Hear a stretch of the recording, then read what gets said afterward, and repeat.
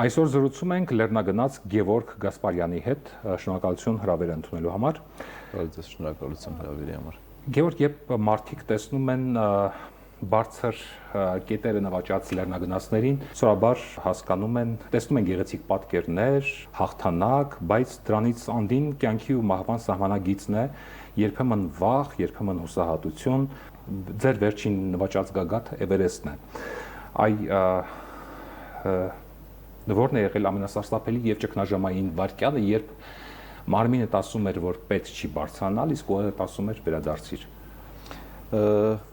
Իրականում այդպիսի պահ կարող եմ հիշել, որ չի եղել։ Ինչու, որովհետև երբ որ բարձր, այսինքն 7000 մետրի պարագայում արդեն իսկ սկսում ես օգտագործել թթվածինը, դա քեզ բավականին էներգիա է տալիս եւ այդտեղ դու նույնիսկ չես գիտակցում, թե մարմինը ինչպես է իրեն զգում, լավ է զգում, թե վատ է զգում, որովհետև թթվածինը ամեն ինչ կոմպենսացնում է։ Բայց այստեղ շատ կարևոր է, որ դու մնաս ստապ գիտակցության մեջ եւ այն պահը, երբ որ զգաս, որ ճգնաժամային է եւ այդ զգացողությունը վստահ եմ, որ դու ունենում ես, երբ դա զգում ես, դու պետք է կարողանաս ինքդ քեզ ասել հետ վերադարձի։ Մինչեւ թթվածնի վերցնելու մակարդակը նմանատիպ զգացողություն ունեցել եմ 6400 մետր բարձրության վրա։ Թթվածնային քաղցը սկսում է 8000 մետրից, թե ավելի ցածր։ Թթվածնային քաղցը կարող է սկսել նույնիսկ 4000 եւ 5000 մետրից։ Ինձ մոտ նմանատիպ զգացողություն եղավ 6400-ի գիշերը, երբ որ առաջի ակլիմատիզացիայի ժամանակ 5360-ից բարձրացանք մինչև 6400 եւ գիշերը սկսվեց անքնություն, ծրխառնոց, գլխացավ, նման պարագայում որոշ լեռնագնացներ դեղամիջոցներ են ընդունում, որպեսզի կոմպենսացնեն, բայց գերադասեցի ոչ մի դեղ չխմեմ, որպեսզի ռեալ օրգանիզմիս վիճակը հասկանամ, որ կարողանամ գնահատել պետք է հետ վերադառնալ, թե պետք է շարունակել։ Եթե նման գոտիներում մահվան գոտի է կոչվում, եթե չեմ սխալվում։ Մահվան գոտին սկսում է 8000 մետր պլյուս։ Ահա, այդ գոտիներում երբ տեսնում ես մարդկանց, ովքեր քո օգնության կարիք ունեն, որտեղ է ավարտվում մարդասիրությունը եւ սկսվում ինքդ քո մասին մտածելու կամ ինքդ քո կյանքը փրկելու այդ բնազդը։ Հետաքրքիր է, իմ պարագայում դա ոչ մի դեպքում չզգացի, որովհետև երբ որ տեսնում էի, որ ինչ որ մեկը օգնության կարիք ուներ, պարանը չէր կարողանում ամրացնել կամ քեզ մոռանում էիր։ Ոչ, ինչ չէի մոռանում։ Իմ անվտանգությունը պահպանելով իրեն օգնում էի։ Բայց միևնույն ժամանակ, երբ որ հերթը ասավ, որ ես օգնության կարիք ունեցա գագաթից հետ գալու ժամանակ, որովհետև իմ շերպան թթվածինը վերցրել եւ վազել էր ներքև, ես մնացել էի առանց թթվածին, երբ որ աչև ձախ հարցնում էի մյուս լեռնագնացներին թթվածին տան, որպեսզի մի քանի րոպե շնչեմ, իրանք ասում էին ոչ, դա մեր թթվածինն է։ Մինչև որ մի երիտասարդ շերպա առանց վարանելու տվեց իր դիմացը։ Այսինքն ներքևում նոր արդեն հասկանում եք, որ դա ինքնապահպանման բնազդն է աշխատում։ Այո, բայց ես կարծում եմ, որ այդտեղ որևիցե ինքնապահպանման բնազդ չկար, ծայրահեղաստիճան չկար, որովհետև ամեն դեպքում իրենք բոլորը ունեին բավարար թթվածին, չօգտագործված բալոններ եւ իրենք նույնիսկ արդեն ճամբարի մոտ էին, հեռու չէին եւ իրենց ոչ մի բան չէր անելու այդ 5 րոպեն, բայց իրենք գերադասեցին ասել ոչ։ Սովորաբար երբ ինչ-որ մի մեծ բարձր բանի է զգտում կյանքում, հաղթահարելու ճանապարհը մինչև այդ կետին հասնելը միշտ բարդ է լինում եւ դժվար է լինում։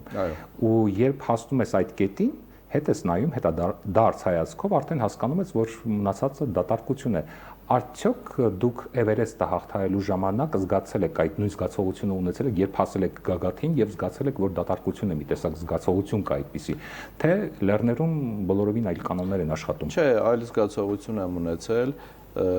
զգացել եմ, որ իրոք աշխարհի գագաթին եմ, որովհետեւ իրոք Էվերեստի կետը գերակայություն ունի եւ այդ էներգիան փոխանցում է քեզ եւ դրանից ավել մտածել եմ, որ կյանքը շարունակականություն ունի եւ պետք է ամբողջ միտքդ, ուժերդ ներդնես բարեհաջող ներքև իջնելու եւ կյանքը արդեն բարեկեցիկ նորմալ պայմաններում շարունակելու, ինչի նորմալ պայմաններում, որովհետեւ այնտեղ զգացողությունները այնպեսին են, որ դու անմարդկային պայմաններում ես։ Այսինքն բոլորովին այլ կանոններ են աշխատում բոլորովին այլ կանոններ։ Լեռնագնացների շրջանում սովորաբար ընդունված է ասել, որ մարդը չի կարողանում նվաճել Էվերեստը, այլ Էվերեստն է, լեռն է թույլ տալիս, որ դու դեպի իրեն գաս, այո, բարձրանաս։ Ձեր դեպքում ինչպես է եղել։ Կար պահ, որ դուք զգում էիք, որ չենք կարողանա հաղթահարենք, պետք է այս անգամ չեղարկենք մեր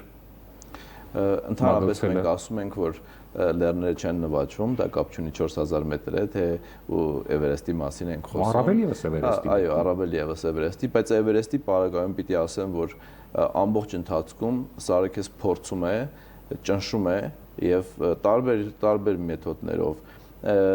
եւ ծնահոսքերով եւ այդ ծնահոսքերի դղրդոցը կիրճերով տարածելով կադրի մեջ տեսնում եք ծնահոսքն այո եւ մահացած մարդկանց դիակները տեսնելով եւ մարդկանց վիրավոր մարդկանց ձայները լսելով տարբեր մեթոդներով տեսել եք բարձրանալիս մարդկանց ովքեր օգնություն են կանչում այո եւ ինչ փորձում եք օգնել թե բնականաբար առաջինը շերպաներն են վազում առաջ ասում են դուք սպասեք մենք հասնենք տեսնենք ինչ է պատահել եւ հետո լավ եղանակի դեպքում ուղղաթիռը միշտ շատ լավ աշխատում էր եւ էվակուացնում էր դուք հիշատակեցիք շերպաներին որոնք ուղեկցորդներն են ձեզ այսինքն լեռնագնացներին ուղեկցում են դեպի լեռները իրենք քիչ թե շատ ավելի ծանոթ են այդ դժվարա մատչելի կետերին եւ փորձում են ձեզ հուշել, որ տեղով կարելի անցնել, որտեղով չի կարելի։ Այդ իրենց մեջ ապրելով որոշ ժամանակահատված իրենց մտածողությունը, կյանքի փիլիսոփայությունը, կյանքի ու մահվան, ասենք տեսլականը ինչ որ առումով ձեզ պետք եղավ, որոնք կարող եք քաղաքակիրթ մեր ցիվիլիզացիայի մեջ օգտագործել նաև ասենք ճգնաժամային իրավիճակներում կարող է նրանց խորհուրդը կամ այդ նրանց դժվարությունը հաղթահարելու այդ մղումը կարողանա ձեզ նաև օգնել հաղթահարել կյանքի փոքրիկ ճգնաժամերը։ Պիտի ասեմ, որ շերպաները ֆանտաստիկ մարդիկ են, շատ ուժեղ, չափից ավել ուժեղ եւ պատկերացնելու համար յուրաքանչյուր շերպայի վրա պարտավորություն է տրված մինիմալ օրական 40 կիլոգրամ տեղափոխել, դա կլինի ծանրություն, այո, դա կլինի սնունդ, դա կլինի ջուր, դա կլինի թթվածնի մեր բալոնները, թե այլ օրինակ սնունդ։ Եվ իրենք շատ լավ ծանոթ են տեղային պայմաններին, արահետներին, մեծ մասը ունի նաև շատ բարձր փորձառություն 8000 մետր պլյուս լեռների վերելքների եւ իրենք են մեծ մասամբ ուղեկցում եւ իրենց մեջ կան իհարկե տարիքով շերպաներ ուղեկցորդներ, որոնք 60 պլյուս մարդիկ են եւ պատկերացրեք ինչպեսի լեռնային փորձ ունեն իրենք եւ միևնույն ժամանակ կային եւ 25 տարեկան օրինակ այն տղանով ինձ թթվածնով օգնեց 25 տարեկան էր եւ 8000 մետրը արդեն անցել էր այդ պահին։ Այսինքն իրենք ուղեկցում են ձեզ մինչև վերջ, մինչև վերջին կետ։ Այո։ Դուք առաջին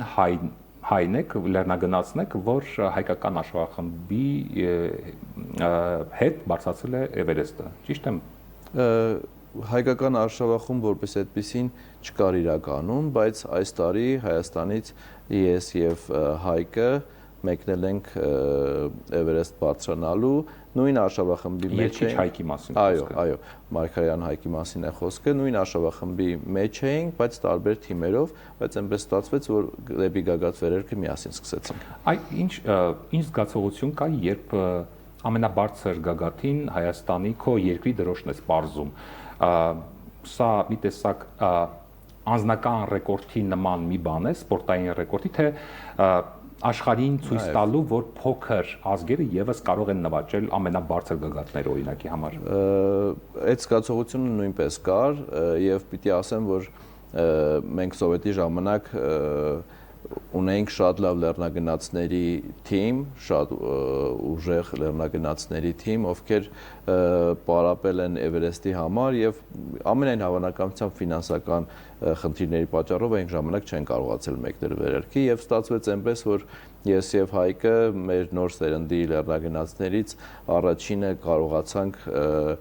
հասնել Էվերեստի գագաթ եւ պարզել, որ այս ճանապարհը մեզ համար հեշտ չէր առաջին հերթին ֆինանսական առումով եւ այս բայդրությամբ այո մեր նոր սերունդից ես եւ Հայկն ենք որ դրոշը եւ ասեմ որ մեծ հպարտություն է զգում երբ որ կարողացել ես այդքանից հետո վերջապես հասնել Էվերեստի գագաթ, որովհետև այնտեղ անընդհատ մտածում ես, տեսնես եղանակը լավ կլինի, վատ կլինի, կես ճանապարհից ստիպված կլինես վերադառնալ եւ դա նշանակում է, որ վերջ արդեն էքսպեդիցիան ավարտվեց։ Գեորգ, այ դուք հիշատակեցիք Հայկին,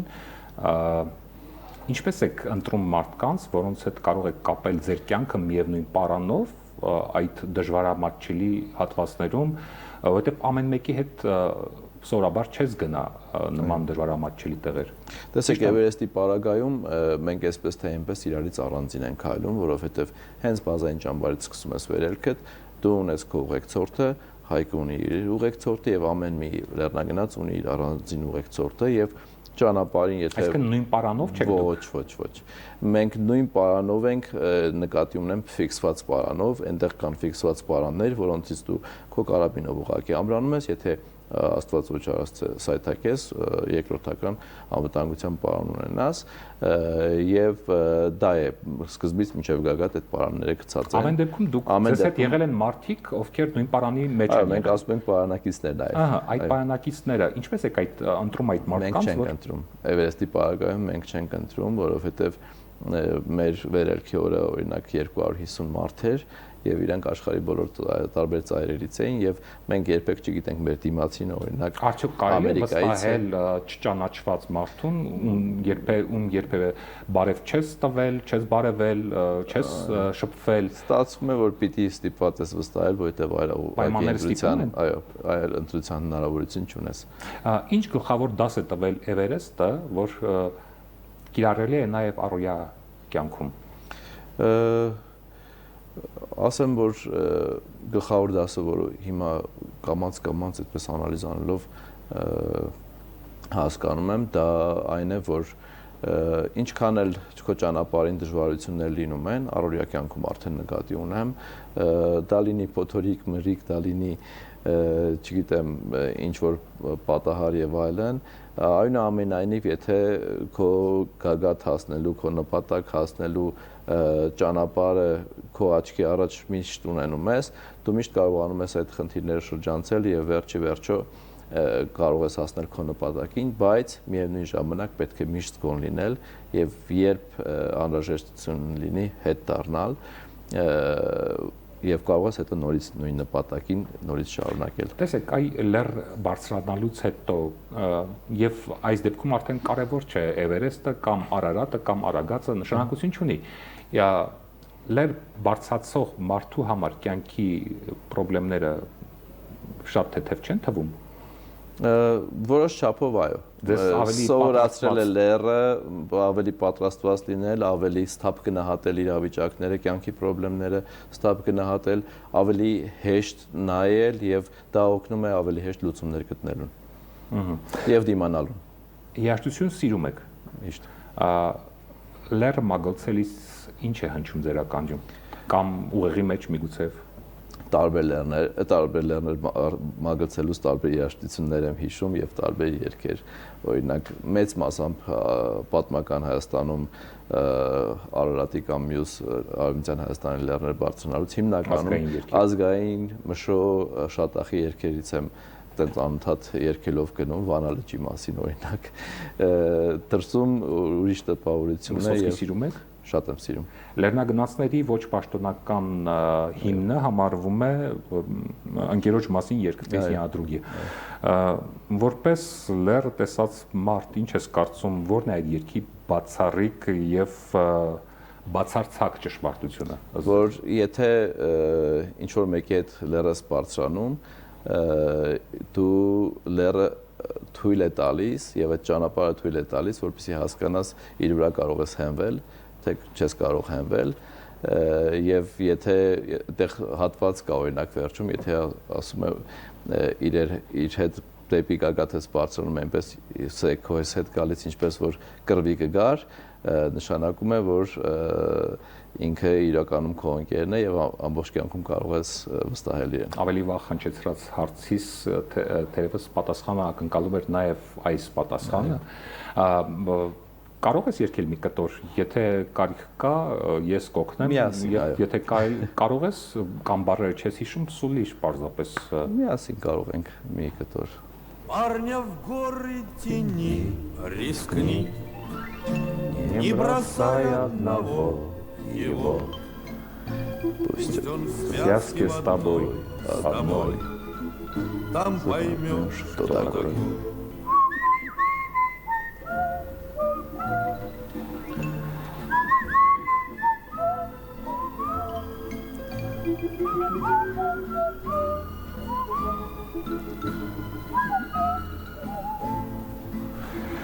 Անհնար է, որ այս երգը լերնագնացները չիմանան եւ թեկուս ոչ պրոֆեսիոնալ, բայց բոլորն է կարծում եմ երգում են կամ սուլում են։ Հիմա մի քանի հարց, Գևորգ, Էվերեստի, որոնք կարճ պատասխան են ենթադրում, Էվերեստի վրա թողած ամենաթանկ բանը բացի էներգիայից եւ վարժությունից։ Էվերեստի վրա թողած։ Այո։ Ագացելուց հետո որ էներգիա ես թողել ամեն դեպքում բացացրել ես լերը, արժություն տես միգուցե ինչ որտեղ